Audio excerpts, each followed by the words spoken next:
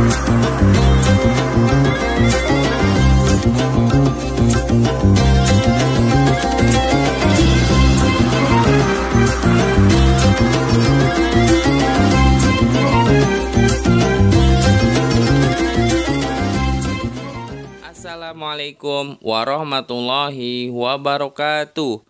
Apa kabar anak-anak soleh dan soleha? Semoga selalu dalam keadaan sehat walafiat. Amin.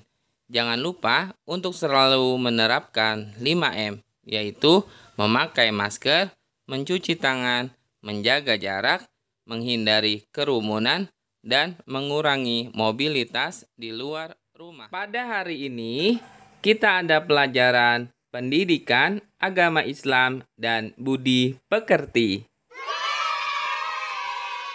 Sebelum kita memulai pelajaran, marilah sama-sama kita mengangkat kedua tangan kita dan membaca doa sebelum belajar. Bismillahirrahmanirrahim. Rabbi zidni ilma warzuqni fahma. Amin. Pada minggu ini kita masuk materi C. Kisah teladan Nabi Ilyas alaihi salam. Tujuan pembelajaran. Setelah siswa mempelajari pelajaran ini, diharapkan siswa dapat meneladani kisah Nabi Ilyas alaihi salam. C. Kisah teladan Nabi Ilyas alaihi salam. Nama lengkap Nabi Ilyas alaihi salam adalah Ilyas bin Yazid. Nabi Ilyas alaihi salam adalah keturunan keempat dari Nabi Harun alaihi salam. Nabi Ilyas alaihi salam berdakwah di kota Baalbek. Sekarang merupakan sebuah kota di Libanon. Nabi Ilyas alaihissalam diutus oleh Allah Subhanahu wa Ta'ala kepada kaum Bani Israel setelah meninggalnya Nabi Sulaiman alaihissalam, sebagaimana firman Allah Subhanahu wa Ta'ala dalam Al-Quran surat As-Saffat ayat 123. Bismillahirrahmanirrahim. Wa inna Ilyasa laminal mursalin.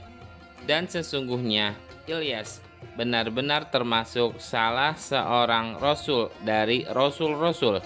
Saat Nabi Ilyas alaihissalam diutus kepada kaum Bani Israel, saat itu kaum Bani Israel menyembah kepada patung yang bernama Baal. Berulang kali Nabi Ilyas alaihissalam memperingatkan kaumnya, namun mereka tetap durhaka, menentang Nabi Ilyas alaihissalam, dan bahkan mereka membenci dan hendak membunuh Nabi Ilyas alaihissalam. Nabi Ilyas alaihissalam tidak pernah bosan dalam berdakwah kepada kaumnya Bani Israel. Nabi Ilyas alaihi salam berkata dan bertanya kepada kaumnya Bani Israel, "Mengapa kamu tidak bertakwa? Patutkah kamu menyembah Baal dan kamu tinggalkan sebaik-baik pencipta, yaitu Allah Tuhanmu dan Tuhan nenek moyangmu yang terdahulu?" Mendengar ucapan Nabi Ilyas alaihi salam, kaum Bani Israel marah dan berkata, "Hei Ilyas, berani sekali engkau meminta kepada kaum kami untuk meninggalkan Tuhan-Tuhan kami. Sesungguhnya kami melakukan hal itu karena nenek moyang kami juga telah melakukan hal tersebut," seru kaum Bani Israel kepada Nabi Ilyas alaihi salam. Kemudian kaum Bani Israel benar-benar mencari Nabi Ilyas alaihissalam untuk membunuhnya. Agar selamat dari kejaran orang-orang kafir tersebut, maka Nabi Ilyas alaihissalam bersembunyi di dalam gua selama 10 tahun lamanya. Karena kedurhakaan kaum Bani Israel, akhirnya Allah Subhanahu wa Ta'ala menurunkan musibah kekeringan. Di sana tidak pernah turun hujan selama 3 tahun. Akibatnya, banyak sekali tanaman dan binatang ternak yang mati, serta banyak sekali penduduk yang kelaparan karena kekeringan. Setelah musibah itu terjadi, barulah kaum Bani Israel sadar seruan Nabi Ilyas alaihi salam adalah sebuah kebenaran. Mereka kemudian mencari Nabi Ilyas alaihi salam untuk bertaubat kepada Allah Subhanahu wa taala. Setelah pencarian Nabi Ilyas alaihi salam, akhirnya kaum Bani Israel menemukan Nabi Ilyas alaihissalam dan segera meminta maaf atas perbuatannya serta bertaubat kepada Allah Subhanahu wa taala. Setelah mereka meminta maaf dan bertaubat, kemudian Nabi Ilyas alaihissalam berdoa kepada Allah Subhanahu wa taala agar musibah kekeringan yang dilanda kaum Bani Israel dihentikan. Doa Nabi Ilyas alaihissalam akhirnya didengar dan dikabulkan oleh Allah Subhanahu wa taala. Setelah musibah itu terhenti, tanaman-tanaman dan binatang ternak kembali membaik seperti sedia kala.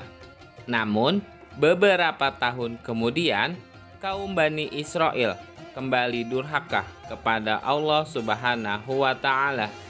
Akhirnya, kaum Bani Israel kembali ditimpa musibah. Kali ini, musibahnya lebih besar daripada musibah sebelumnya, yaitu gempa bumi yang sangat dahsyat, sehingga mereka mati bergelimpangan.